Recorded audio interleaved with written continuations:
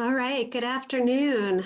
Thank you all for joining us today. We have a lot of people signing in.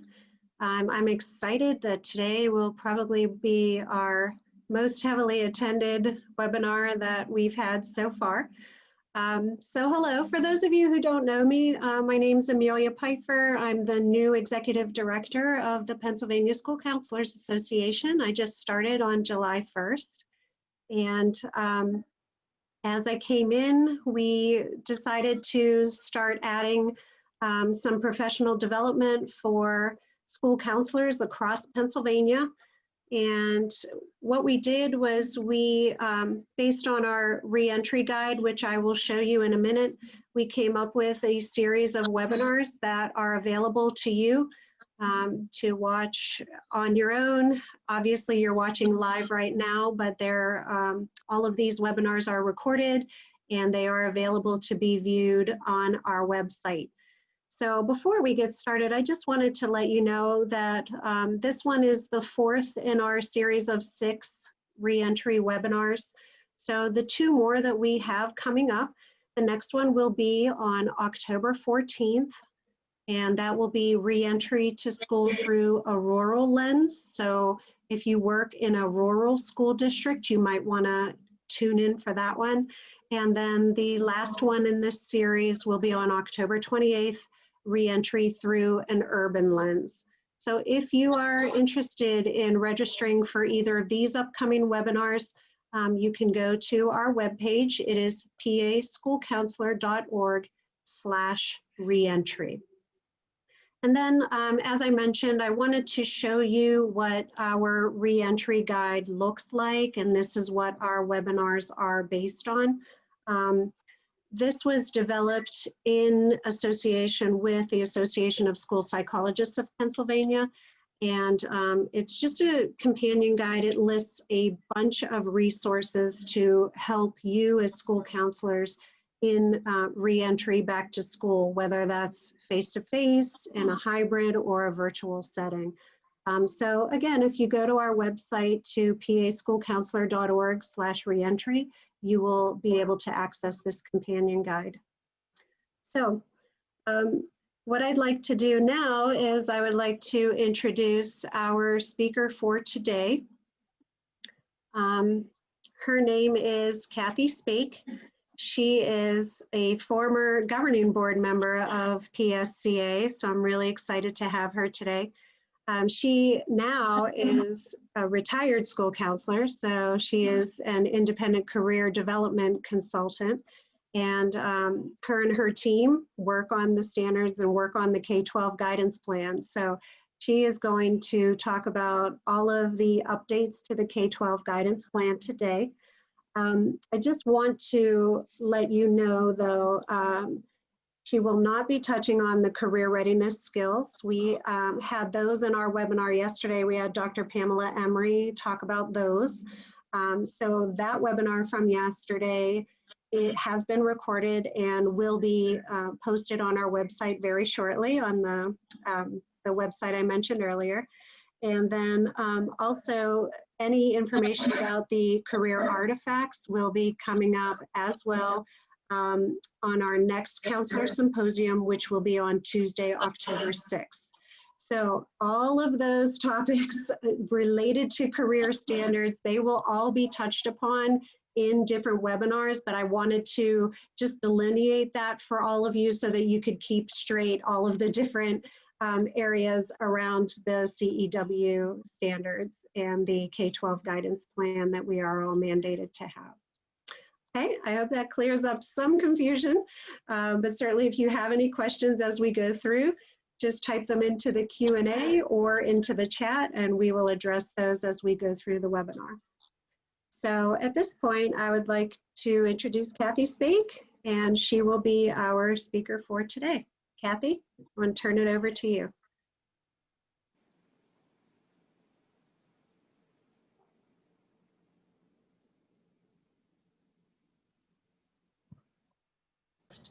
Now I'm unmuted. Thanks, Amelia. I want to start out by thanking PSCA and thanking you as their leader now for this invite. I just feel We've, as a team, put a lot of time into, working on the K-12 guidance plan with counselors all across the state. And, I'm just going to explain a little history of that right now for you. So let me just get my PowerPoint up here. I'm good to go. And I need to go back a slide because it's advanced one. There we go. So anyhow, the K-12 guidance plan and program, let me give you a little history. The title for today's presentation was career development. And I put in my bio something about attending the rollout of the ASCA model in Pennsylvania back in 2006, 14 years ago. And I remember a man in the audience that stood up and started talking about career development, and it was Mike Thompson. And that was my first contact with Mike. And I think, all of us, with the passing of Mike this spring, have, thought about his contributions to the plan and how he helped develop it across the state. And he and Betty Holmbo, and Betty's online today. So she, I've continued to work with Betty and, try to put together something for you that would be meaningful to review the plan, show you where it is today. And of course, as it says in the first slide, a lot of this comes straight from the work that Mike did for the past 10 years. When I went to that conference at Duquesne, it was really interesting because I didn't know much about the ASCA model then. And I sat there thinking, I was with a co-counselor and I thought, oh my gosh, this is exactly what we're doing. This really pulls it all together for me. And then about 4 years later, at a governing board meeting, which Amelia referred to, Mike was there and actually presented on some work that he was going to be doing on this plan. And so that started the history of, me personally getting to know him better and, working with him. And I've met some of you. I saw the chat of everybody that's joined in. And so, I just want to start out by dedicating this presentation to Mike. I want to also mention some of the people that are now working as a team together. And they are Alice Justice. She's actually here in the room with me today, helping with some of the tech things, which she's really good at. She's a retired counselor as well, and now a career development consultant. And also Betty is on today as a participant. And of course, Betty and Mike spearheaded all this work throughout Pennsylvania. And I know that many of you did some fairly detailed work with them. So thank you for joining us today. I'm really excited about this. I just feel like it's something that we've been putting together to do for all students. And that'll move me on to the next slide. So the value and purpose of the K-12 guidance plan. We're going to go into the history a little bit, but I think the main thing is that all students are prepared to make informed career decisions as they transition from high school. All right, good job. There we go. Thank you.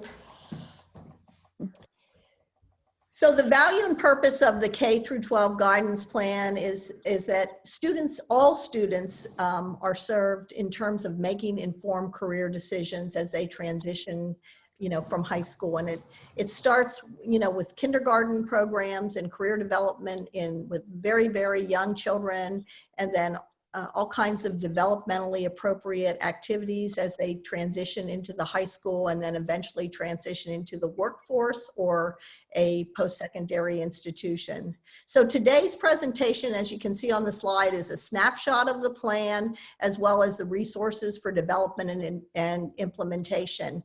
And I know as an audience that many of you are at all different levels with this plan. I just want to acknowledge that right now. As I moved across the state in the last 3 or 4 years and met with teams from Western PA to Philadelphia, and I also worked with students at Bloomsburg University that were in the training program. It was very obviously to me that everybody was at a little different place marker in terms of the development of the plan. Some highly developed, some at beginning stages, transition in teams, all kinds of changes in districts and leadership. And so it was the one anchor, I think, that we all had in order to be able to focus on what we wanted our school counseling program to provide. And so as we move forward, you know, there's a reference in this slide to the COVID-19. And of course, that is what everyone is really focused on now, because so many things have changed since last March in terms of our delivery and how. But the one thing that we can all look together at is the plan, and how the plan needs to be adjusted based on the COVID accommodations now, and also like what we're doing for all students, because they're hitting us in many different ways now. Some of them virtually, some of them in person, some of them in cyber programs, just all kinds of different things. So let's continue and talk about that a little bit. So the first slide is one that was part of many of the presentations that occurred throughout the state in the training, you know, during the training in the past 10 years. And you see on the left, you know, the Jim story and the Joe story. And, you know, Jim on the left, who had a college degree, but wasn't able to translate it into a career where he could make enough money to, on the right slide, pay off his college debt.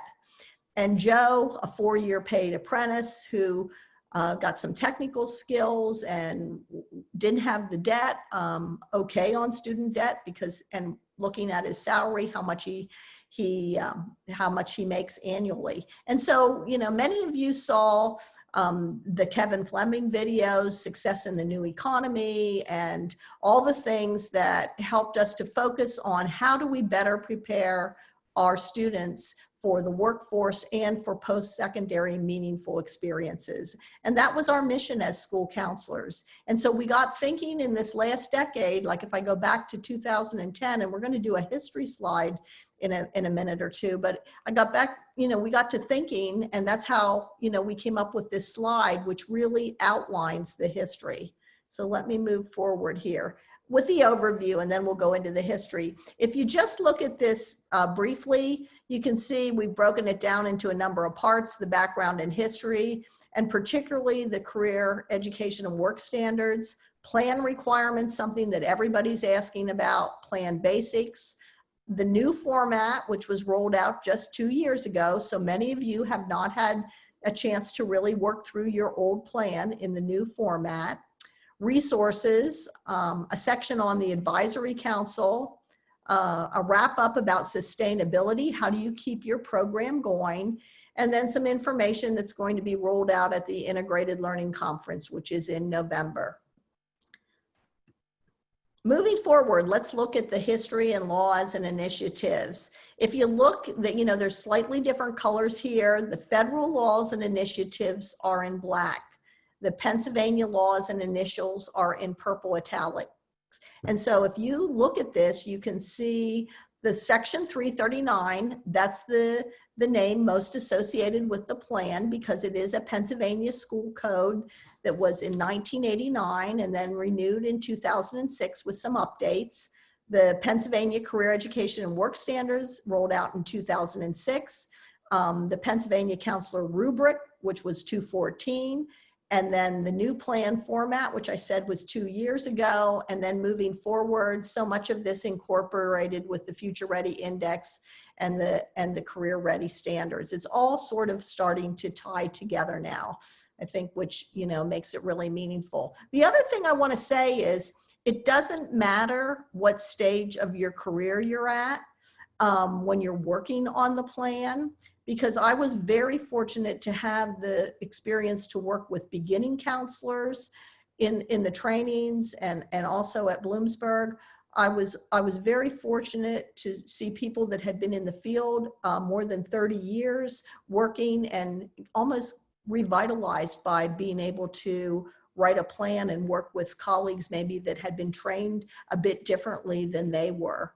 I think ASCA and our School Counselors Association did a lot to bring us all together, because the ASCA national model and now the fourth update really meshes with everything that the plan tries to do, the teamwork, the collaboration, guidance teams, getting together, working together at different levels, being able to be counselor leaders, all the things that, we were trained to do when we were trained in ASCA, like really come to the forefront with the plan. So I think this slide is just helpful for everybody to see, no matter what stage you're at in your career, because you'll see like where you fit in and the expertise that you can provide because of your knowledge of maybe one of the particular things. The counselor evaluation, and I know the school counselors, association was heavily involved in the development of that because I was on the governing board back then.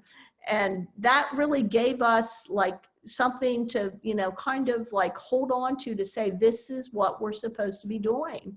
And that was what everybody was looking for. So everything that's happened here with laws, initiatives has been a driving force behind, forming the plan. Moving on, one of the big questions that always comes up, one of the questions that, we get emailed about a lot are, what are required, that the plan is a required document. It must be board approved. I think one of the most invigorating things I've watched and I've observed several board sessions in different local districts here because I'm on several advisory boards where the counselors attended a board meeting and presented this required document, and people on the school board and administration were listening and hearing what counselors were doing. It's very uplifting. It must be submitted and filed with the local career technical center, and everybody has their unique connections and associations with their supporting CTCs. It should be reviewed and updated on a regular basis. And what I saw across the state was that so many counselor teams were getting together and having regular meetings.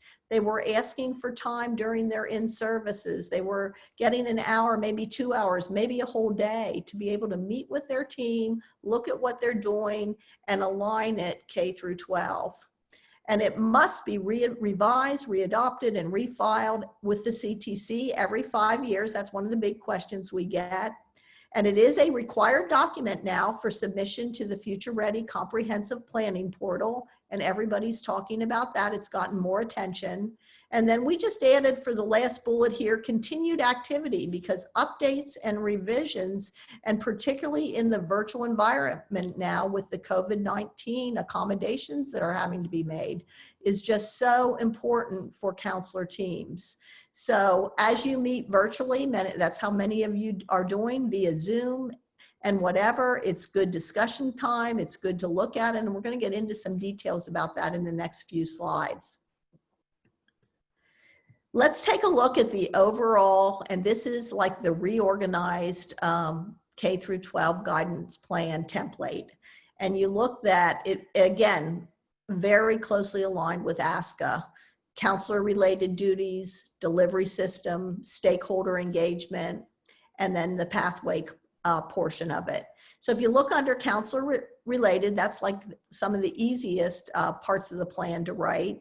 And you can, I'm not going to read through all that because this is a reference document, but the counselor related ones during COVID-19 are very, pretty much have stayed the same: locations, ratios, counselor roles, and job descriptions.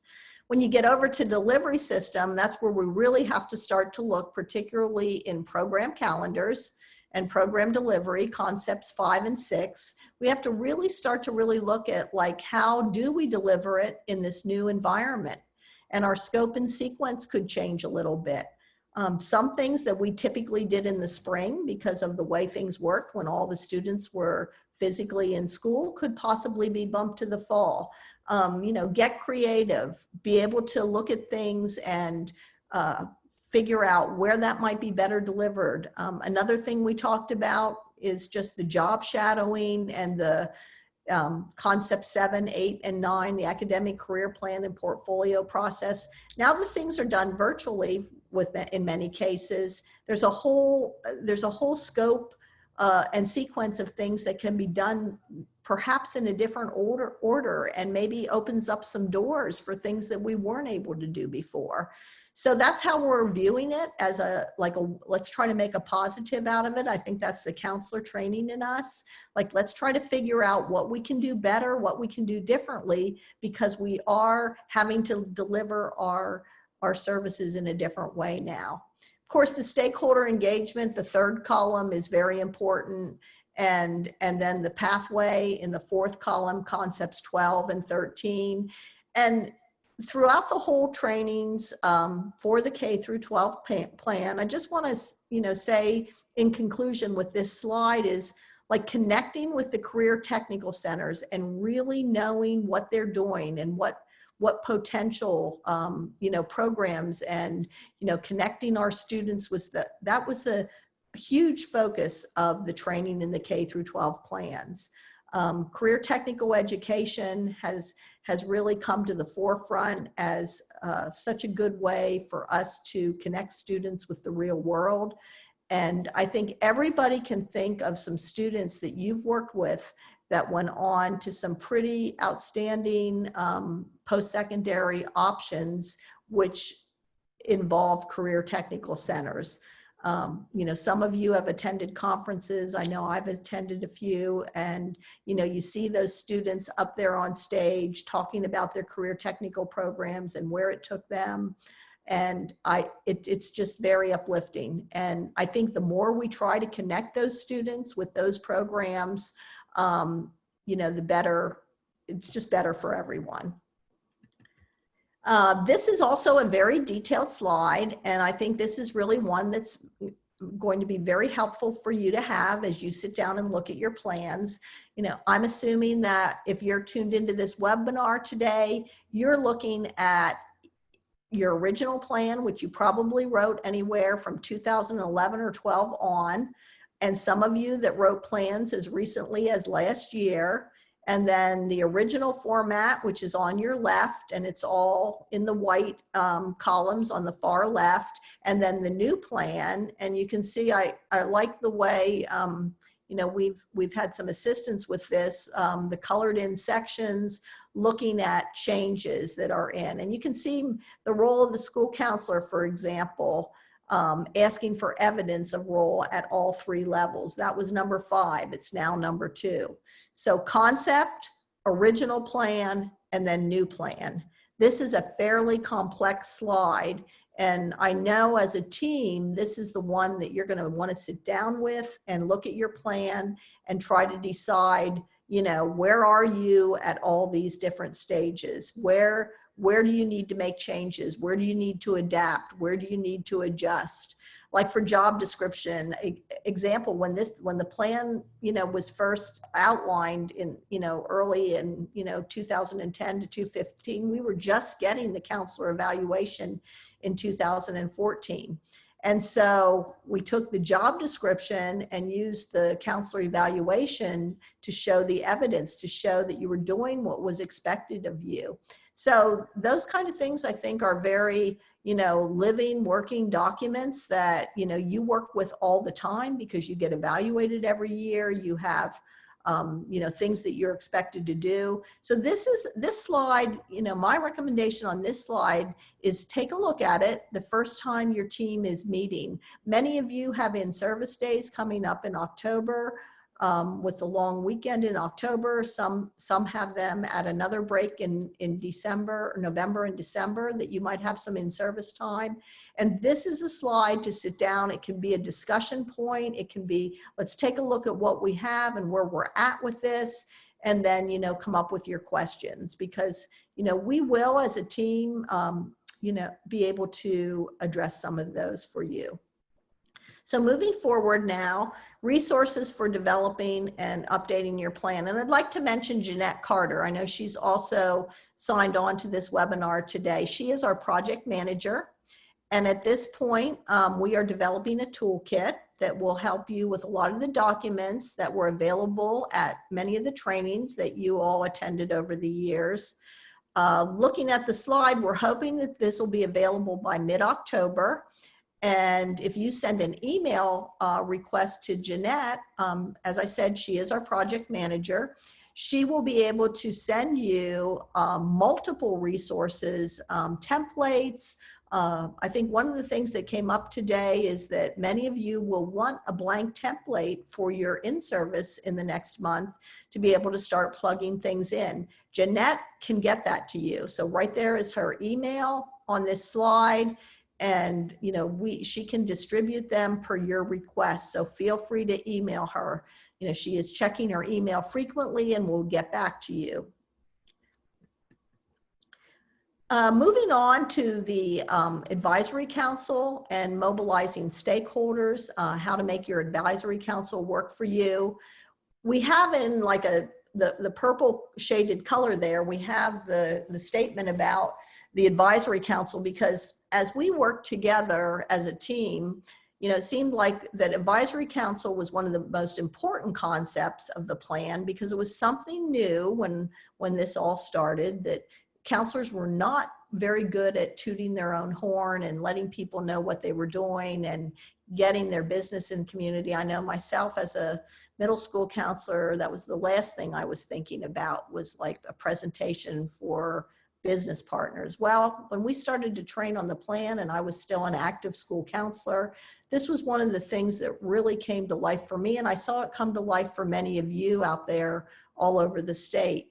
You know, you met those business partners, you invited them into your schools, they got to know your students, they met some of your parents, and you talked to them about what you were doing as a school counselor and how you were reaching all the different, you know, students and connecting with parents and connecting with post-secondary. And that's what the advisory council is all about. So we felt it was really critical to include these slides just as a refresher, and also as something that, you know, again, I think these two slides, this one and the next one, are also something like when you have your K through 12 meeting with your counselors and you start working on things or reworking them, whatever stage you're at. Again, I said that's not really important. It's just the idea that you're meeting together and working together. You know, involve your student stakeholders, make your plan goals that are student-centered, focus on meaningful experience for students. Your parent stakeholders, ever so important now. Engagement moves beyond informing, include parents in decision-making, sharing career journeys, classroom experiences, shadowing. And even now, many parents are at home. I'm going to insert the COVID you know, thought again, that many parents are at home with their children, and there's a lot of things going on. They're trying to work from home. Their child may be online. And I think this time is a great opportunity to engage with some of your parents and talk about how it's going and what some of the challenges are. So first two very critical members of your advisory council. Moving on, the other stakeholders, you know, your education stakeholders, and that's all of us, that we're working with teachers, we're working with administrators, we're working with all kinds of specialists within the educational system, reading specialists, all kinds of folks that are trying to, teachers and staff members that are trying to support our students in all different ways. We also have the last two stakeholders, your business and community and post-secondary partners. And developing those is so important. Create a network of supporting career development interventions, feedback, and real world opportunities. Involve your Chamber of Commerce, involve your local clubs, and those folks are meeting virtually now. They have not stopped meeting. It's more important than ever to have your advisory council. It's not something to put on the back burner. Engagement is reciprocal. Like when you engage with the business and community, they gain visibility to you and you gain visibility to them. And I was always amazed, I just have to, throw this in. I was always amazed when I went to some of the trainings. I was just thinking like, wow, it's so easy to connect. And yet sometimes people were very reluctant to do that because we know you're all pressed for time. And we know like there are students in your office and now with the responsibilities virtually, it's another layer. But keep your business community and post-secondary partners involved. They are all working through the whole COVID situation the way you are. They have ideas, they have things they can help with. And I think the more you connect with them, the better it's going to be for everyone. Going on here, let's talk about sustainability. Again, this is available by email request.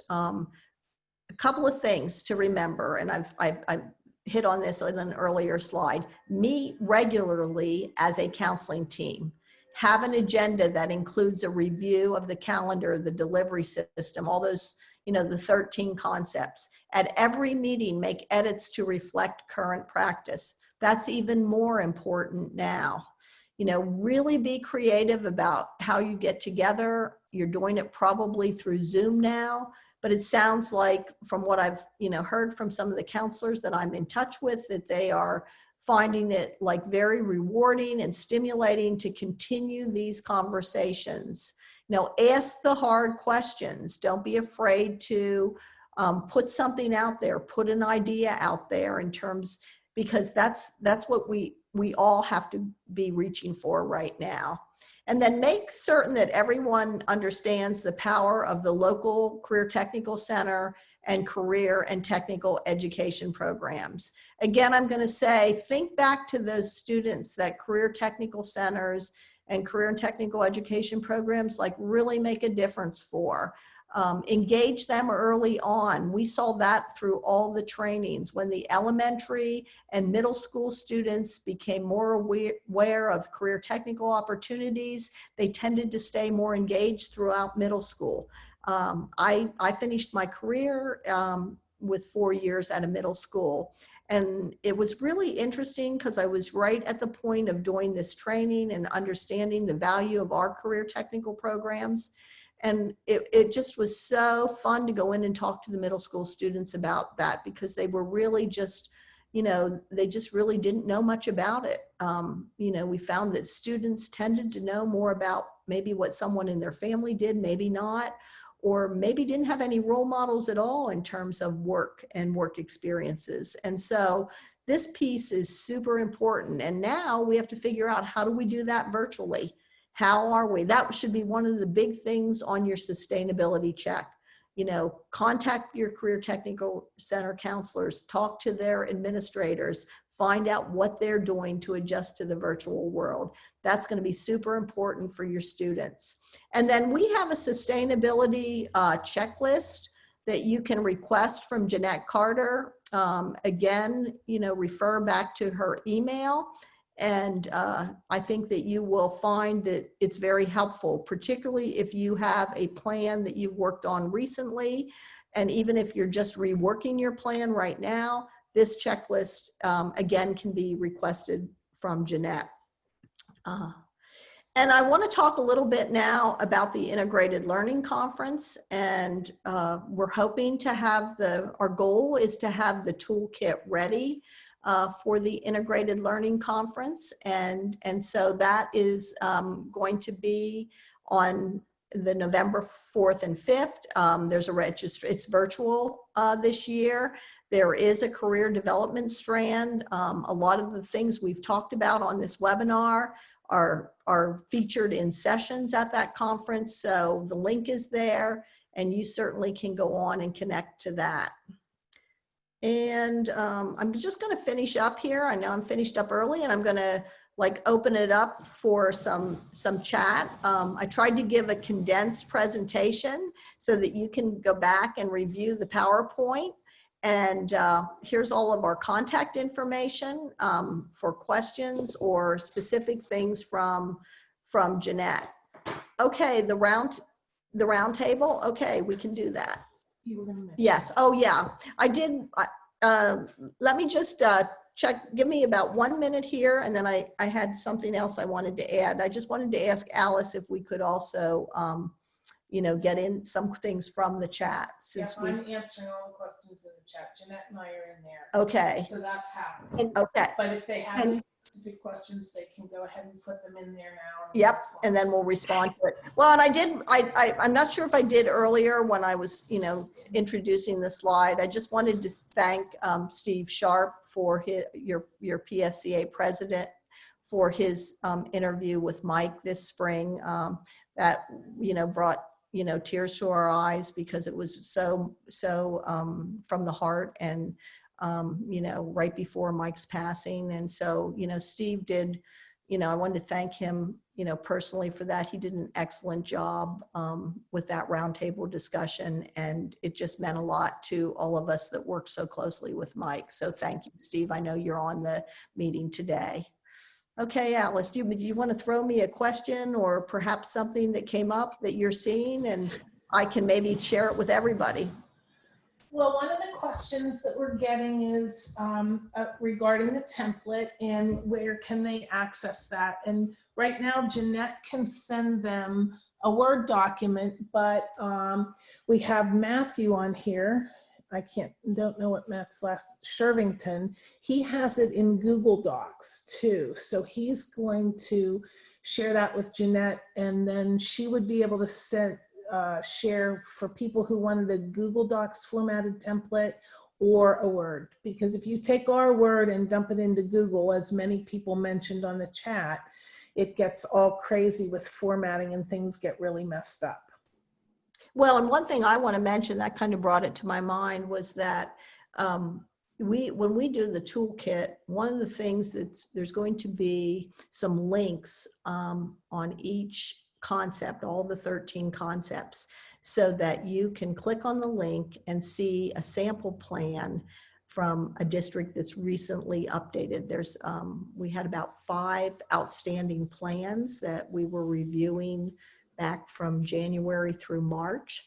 And, we were able, as we've been working on this toolkit, to pull pieces of those out for you to be able to see.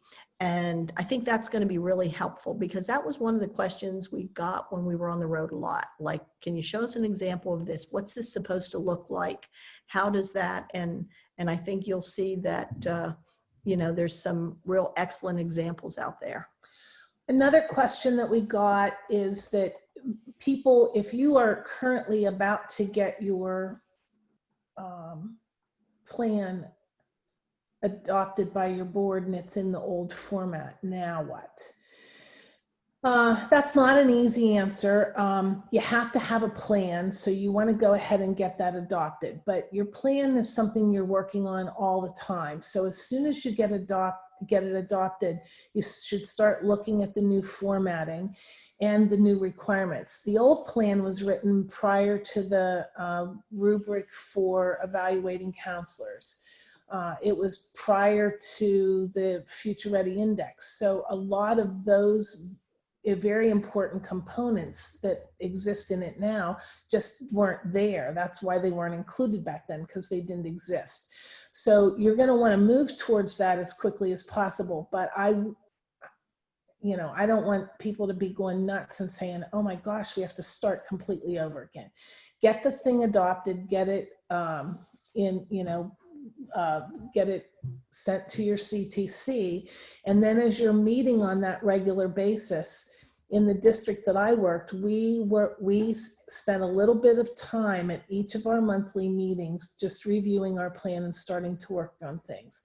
One of the very first things you could start to work on is the counselor roles that Kathy talked about, because that's what goes back and is linked to that counselor evaluation. If you use the old format, you didn't probably bother to do that, but that can simply and easily be done now. People that have been audited and have had their plan in the old format, it has been mentioned to them that it needs to be updated, but I don't think like they chopped anybody's head off or anything. So that's my answer to that question. Well, that's a really good question, because I think, if you have a board presentation and, you're on a timeline and you have the old plan, present it. It's certainly, but then as you continue to move forward this year, that's what you need to be updating. Actually, all the things, if you go back to that timeline and the history, all the things that happened in the last decade really support counselors in Pennsylvania. It's just amazing. I watched that out in the field, working with Mike and Betty. I also watched it in my supervision area of Bloomsburg, which overlapped about 5 intermediate units in their service area. And I just found that everything that seemed to happen helped to put everything into place. And I think you'll see that too. It all starts to make sense. And so, and sitting down and talking together, there's just been so much change in the field. Like, you know, there always is, retirements, administration, counselors changing. And that new person that comes on your team is probably going to be recently trained and have a lot of like really helpful information. And you as, you know, if you're a person that's been there 10 years, 20 years, you have that you have like such valuable contacts and the base of everything that they need to become an effective counselor, like the role that you're in. And so just that teamwork, that collaboration, and again, that goes back to the ASCA model. That is the whole heart of the K-12 plan. That is the heart of it. Another question, Alice? Another question that showed up on here was what type of steps are people taking in updating the plan to reflect some of these new initiatives? In the new format, we had for the past 2 years, we had a place where you could indicate in your delivery and curriculum which artifacts you were collecting. And we just now added the career ready skills, the social and emotional continuum. So you can start to record those things in your plan also. Those are some of the other things that weren't in the old format plan that are now in the new format plan. Yes, I think that's just reinforcing, Alice, what I was sharing, that the things that have come into place and are now requirements for us are part of what the plan initially got us thinking about. Mm-hmm. I know myself, you know, very focused 10 years ago on a certain style of counseling that I was trained for. And that style is still very important today, but this added in a layer. And I think the layer was tier 1, being able to connect with all students. And that's what the gathering of, you know, all the things that, you know, you have, that you're getting information from Laura, which is, I believe, next week. And then from Pam, Dr. Pam Emery, which was yesterday. I think it all ties together, that when you're writing your plan, you'll be able to pull information about those standards and about the, you know, the career ready things that you're doing, the activities that you're doing that will be worked into your plan. They all support each other, and it just makes sense. And it just puts it together. I think the K-12 plan just puts it together as a living, working document. Another question, Alice? Another thing, and nobody asked it on here, but it's an email that I got yesterday from the district that you and I are going to be supporting, right, starting in November. What if you start to work on this plan and lots of the parts of it are empty? I want to say that when Central Columbia first did their plan, there were many things within the delivery system that were just not there. We covered all the standards, but when we started out, maybe we were doing 1 or 2 things at each grade level. And over time, that has really evolved, and there are many, many more things there. But when you're first starting out, if you want to make it reflect accurately what you're doing, you know, you don't want to put stuff in there that you're not delivering, but don't be frustrated when you look at those sample plans, because those folks have, some of them are on their 3rd revision, although it even hasn't been in play that long. They just opted to update it at more often than 5 years because of the many changes that they were making. So understand that those people have been building their castle or their program for a long, long time. And if you're just really starting out, and particularly if you're in a district where your ratios are high and you don't have a ton of time to get in and deliver things in classrooms, and you don't have a lot of your classroom teachers assisting with that, it's going to look pretty sparse when you start. But your goal then each year is to find another place or way that you can get in and deliver the standards. So that's a common question that we get from folks. My plan just doesn't have all the meat in it that these samples that they're giving us, and it won't at first. Well, and the thing that I can add here that I saw as I traveled with the trainings is that so many counselors felt it was totally on their shoulders. And that's why we included the 2 slides with the stakeholders, because it takes a team. And so as you begin to work with your teachers and your parents and bring them into the whole process, and you will find that it shouldn't all just be on you. As a matter of fact, out in my supervision, I talked to someone that had gone through an audit, and that was one of the things that they commented to her was like, it's delivered strictly by the counselors at your level. Like, who else can you involve? It needs to be other people as well. Like, you can spearhead it and you can be the counselor leader that ASK has trained you to be, but then you need to engage the other stakeholders to bring them into the loop, because that's how it gets reinforced. If you just think basically of like an elementary classroom, and if you're going in for some classroom, school counselor involvement, like, who's going to carry that on when you leave after a half an hour or 45 minutes? I've seen more and more high school counselors like pushing into classes and then letting a business ed teacher or a computer or someone in one of the a family consumer science teacher really expand. I've worked with a lot of those instructors over the years, and it's just been very meaningful. And I think one of the biggest challenges for counselors is, like, in our training, we thought we had to do it all. We just we thought it's, and it is counselor driven. But again, that concept of counselor leader is so important, and engaging the stakeholders. So, going back to Alice's, the question that she had in an email, it's like, when there are those empty pieces, don't look at like you're the only person that can do that. Reach out and find who can help you, who can assist you, who can be one of those stakeholders.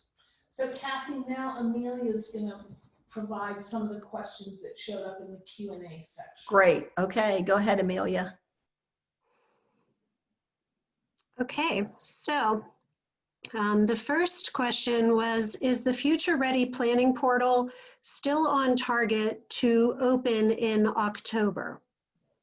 And that would be something future ready, I think, for one of the, like, your presentation next week. That would be a good question. I think you said you have something scheduled next week, Amelia, with Laura? Yes, absolutely. So next Tuesday at 8:30 in the morning is another school counselor symposium that Laura Frederici will be the presenter. She will cover the Future Ready Planning Portal, as well as the industry-based indicators that some people have also asked about. That webinar will be recorded just like this one is. So if you are not able to attend, it will be available on our website.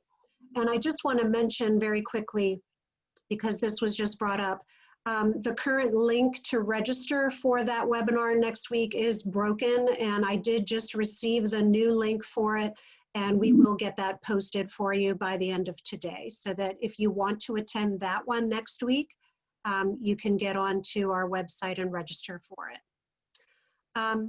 Another question that we had, I think we covered where the templates can be found, but we had someone ask if they're using the ASCA templates. Is that sufficient for the K-12 guidance plan? Alice, do you want to take that one? I can take that question. So the ASCA format is definitely a broader format, and my experience has been, I've worked with one district that had done that, and there were some things that did not show up in the rubric. So if you're using that ASCA model, what you need to do is take the rubric for the plan, and Jeanette can also provide that for you if you don't have it. It's the rubric that the auditor could use to review your plan when they came out. I've not encountered anybody that's happened to yet, because I think that we're early in evaluating the new plans. But I think that will probably happen eventually, so it's something we have to be ready for. But take that rubric, and whoever would be fielding in the audit would need to be familiar enough with the rubric to say, yes, this is where you find it in our plan. Every plan doesn't end up looking exactly like our template. Our districts have become very creative in doing some things, and in some cases we've adopted that and made that part of our template. But the real key is that you have to be able to take that rubric, and just like if you were grading a kid's paper, you're going to use that rubric to make sure that whatever format you've used, you can answer all the questions to the rubric.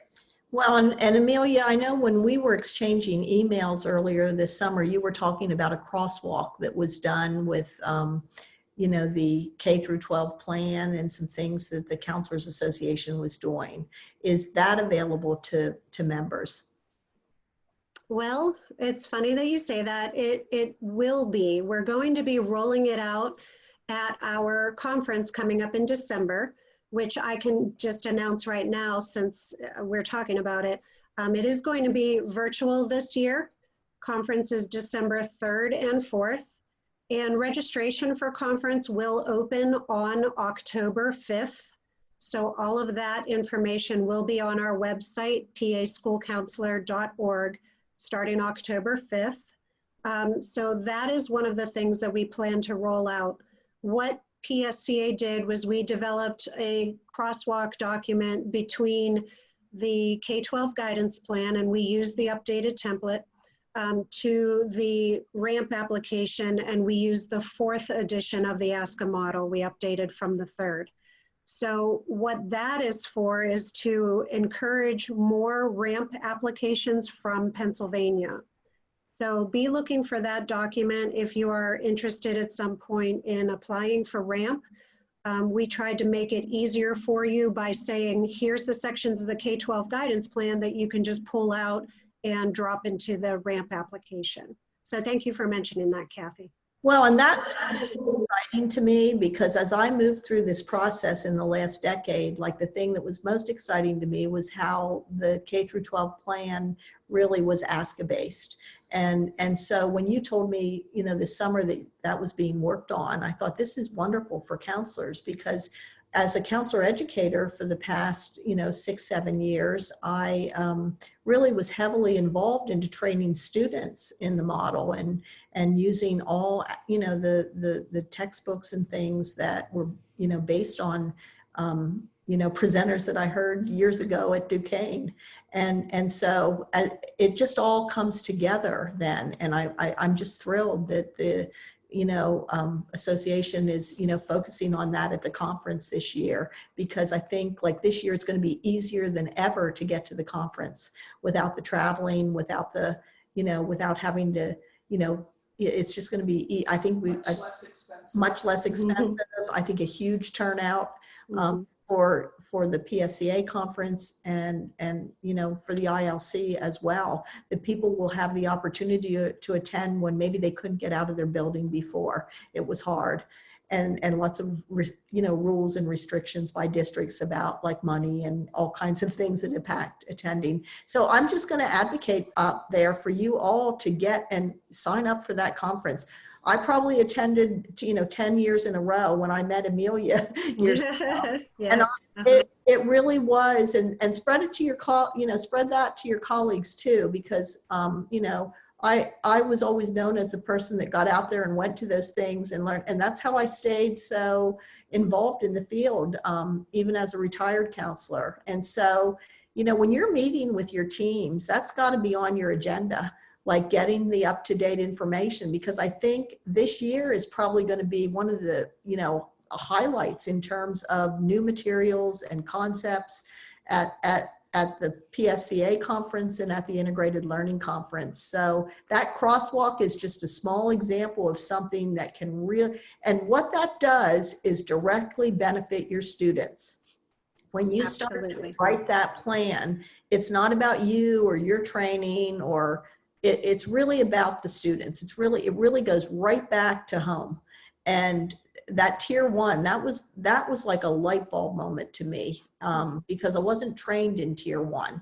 And I heard that a lot around the state. Like I wasn't trained to, be in a classroom, or I wasn't trained to work with large groups of students. And many of us, I was trained, back in the 70s and 80s at Bucknell, and we weren't trained that way. But that's what has really made a difference in terms of how I ended up my career. And I feel like the good mix of everything, in terms of the tier 1, the tier 2, and the tier 3, I think it's just exactly what is needed in order to be able to reach everybody. And with some of the opportunities at the conferences, I think you're just going to be really, delighted with what you learn.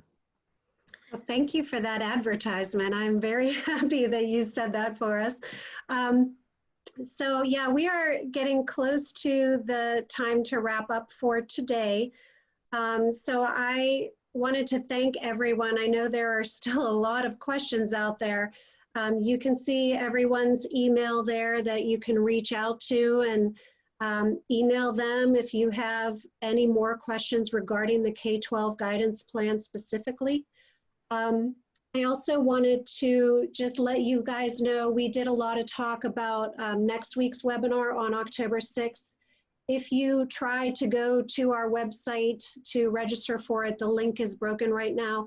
But I do have a new link. We just have to get it posted on the website. So please be checking back within the next couple days until we can get that posted. And Amelia, I want to thank you, because I think the collaboration between the consulting that we're doing and PSCA, I think, we're going to have the toolkit rolling out, and now that, some contact information is available to your members, I think it's a great collaboration, and I just want to thank you for that.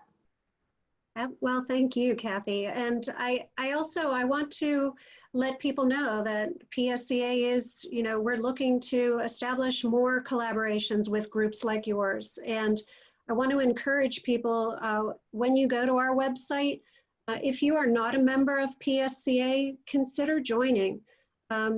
We are going to be offering more things that are relevant to you as school counselors that I hope that you will want to partake in. And some of these things may be for members only in the future. So please consider joining PSCA. When you go to our website, paschoolcounselor.org, you'll be able to just click on Join Now. And again, I want to thank all of our panelists for being here today. I know we can only see Kathy and Alice for a little bit, but we certainly had Betty and Jeanette in the background. So I want to thank all of you again for being here, and I look forward to collaborating with you all more in the future. So thank you again. Thank you, Amelia. And Thanks for having us. Absolutely. I'm going to say goodbye. I'm going to say goodbye to everybody today. And stay in touch, Field. We're here to support, support you in any way. Thank you. All right. Thank you.